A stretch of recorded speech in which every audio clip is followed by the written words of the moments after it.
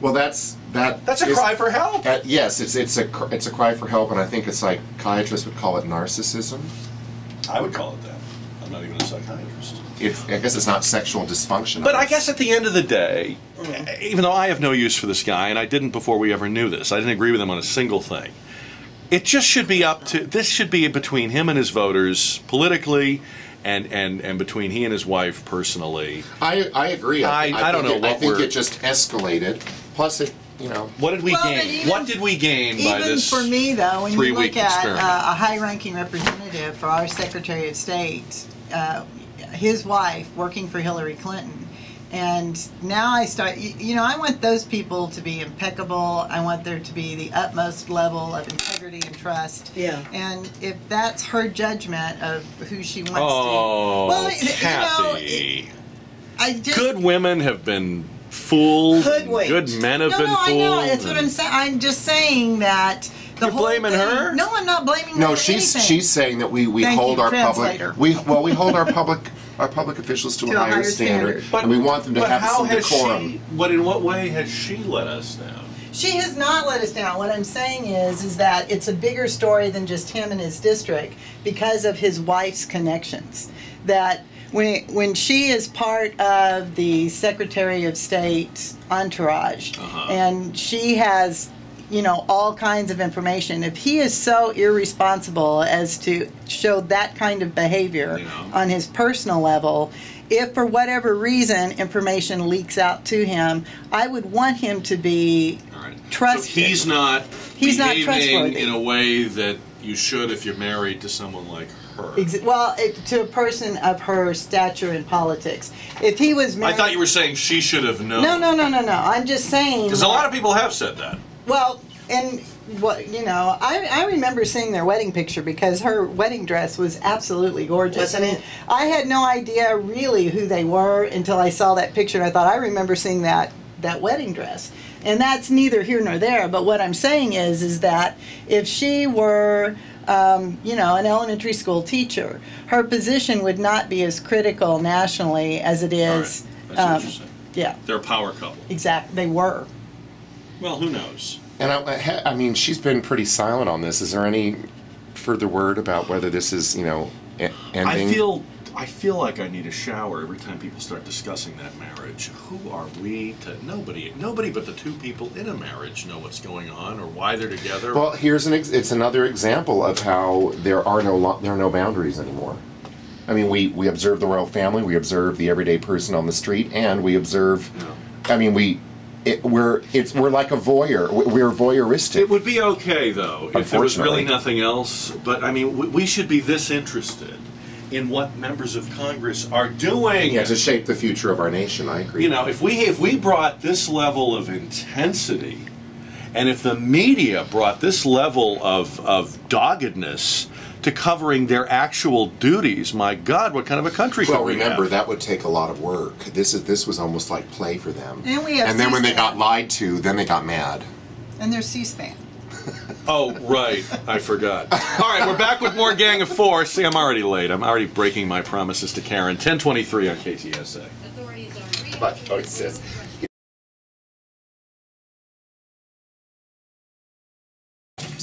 Any words of wisdom, Kareem? I'm sorry, what happened? Any words of wisdom? Any words of wisdom? A good cup of coffee in the morning keeps you going for the rest of the day. Just in time. Seems like the perfect song for today, in so many ways. Gang of Four is on. News Talk 550, KTSA. Jack Riccardi with the gang today. Lisa Hunt, First Lady of the Left. Every time she's on, people tell me they'll never listen again. Too bad. That's her response. Ken Slavin is here.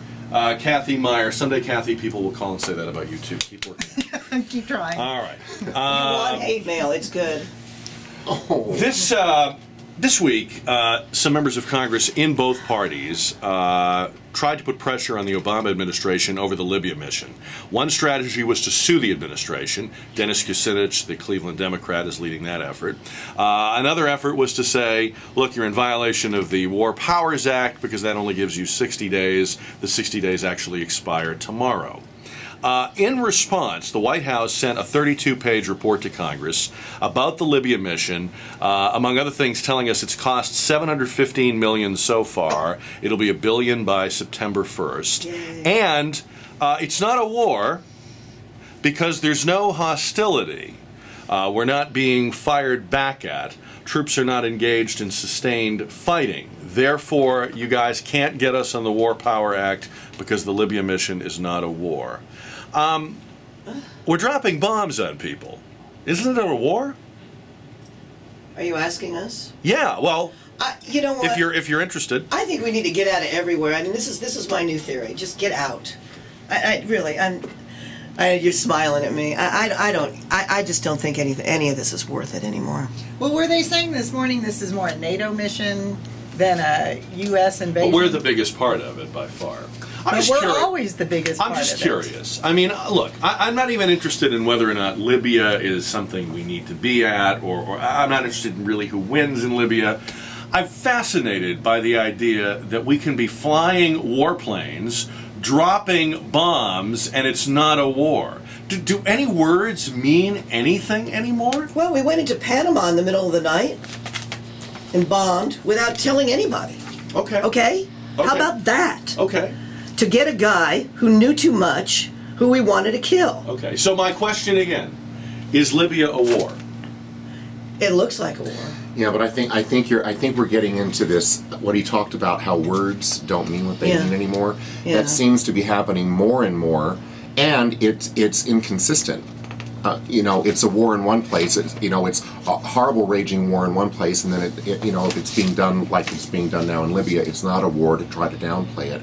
It's almost like Brave New World speak or 1984 speak, where nothing really means It's what political it means. speak. They what argued- it is political. Well, they're trying to downplay it and to show that They're this current administration they're looking is not for ways is not to a make war the administration look bad, no matter what. Let me read what they wrote. U.S. forces are at little risk in the operation because there are no American troops on the ground, and Libyan forces are unable to exchange meaningful fire with American forces. Who said that? That's from the report that the White House lawyer sent. See, and that's what I think is the difference. That's being said now under this current administration, when if Bush were doing it, he'd be a warmonger killing people.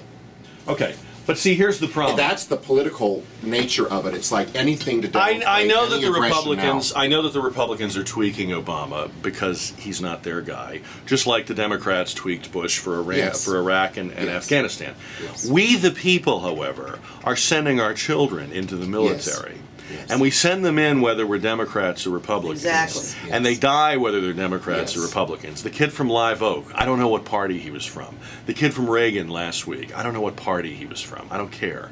But we are now at a state of perpetual war. I mean, you got to admit, Lisa, I do. we have gone to a point. We've gotten to a point now where it doesn't matter which party is elected. I agree. And it doesn't matter what they promised in the election. This president promised we're getting out. We're gonna do the Lisa Hunt approach.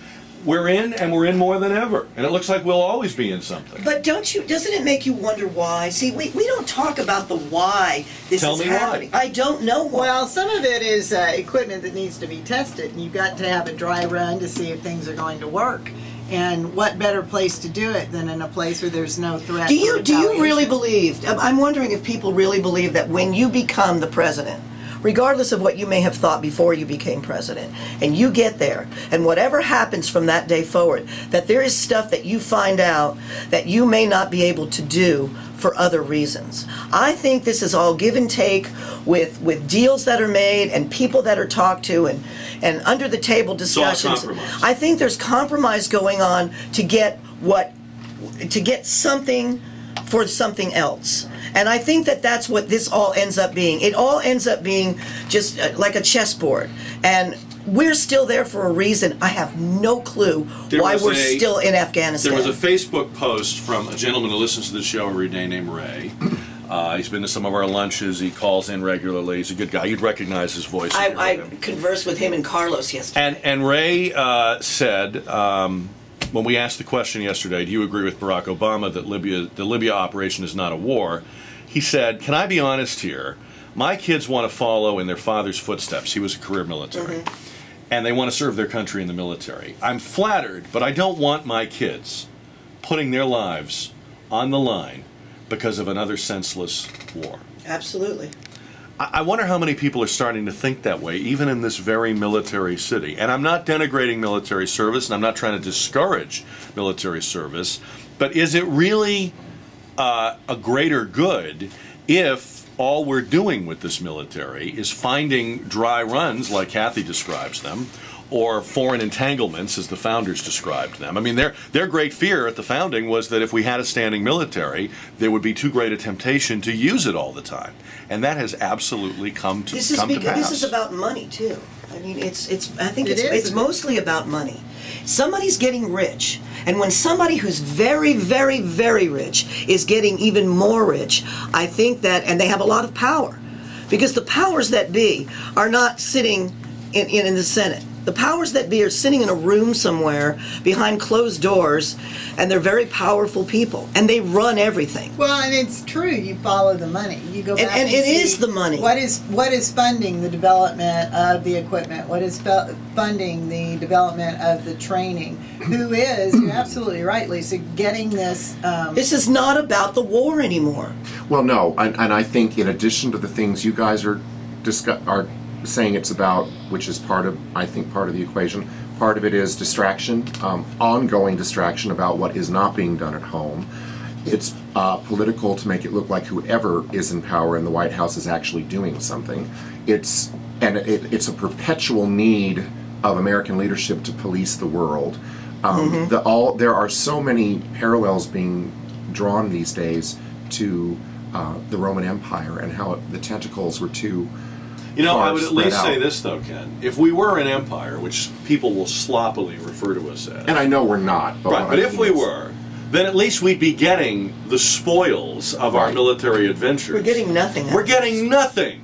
Trump said he was only interested in Libya for the oil, and people laughed. But that is slightly more rational than being interested in Libya to put in power people we don't know who will probably hate us the minute they get in power. Because the ultimate idea behind war is to acquire territory and to acquire power, or to serve some interest that you have, and we're not doing that, or to quelch, if that's so now, to eliminate tyranny that may be affecting the world, like during World War II. So now that you've got both sides starting to see this picture a little more clearly, you've got Republicans and Democrats both saying we need to get out of there. I don't know that they do, though, Lisa, because I think these Republicans are motivated by the fact that it's not their guy. They wouldn't be doing this if it was a Republican president. They'd go along with it.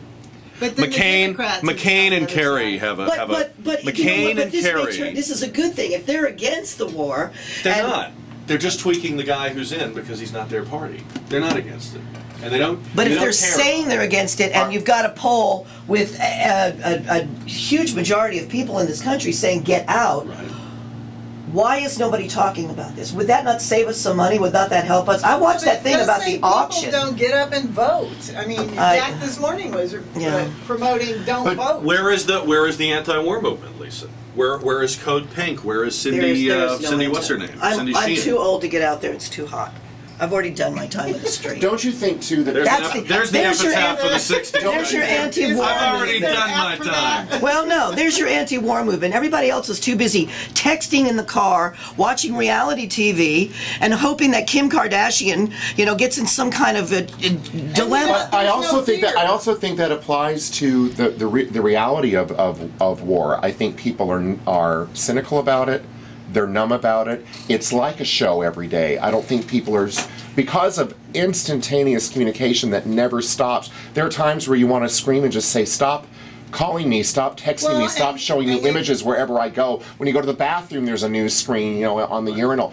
I think people are becoming, or have become, cynical, numb, and they don't, because of this blurring between entertainment and news, they don't even realize the severity of what's going on. Is it also possible that because we're always at war, the developments in the war are really not news anymore? Lisa, you brought up Panama City in 1989. I remember being riveted to that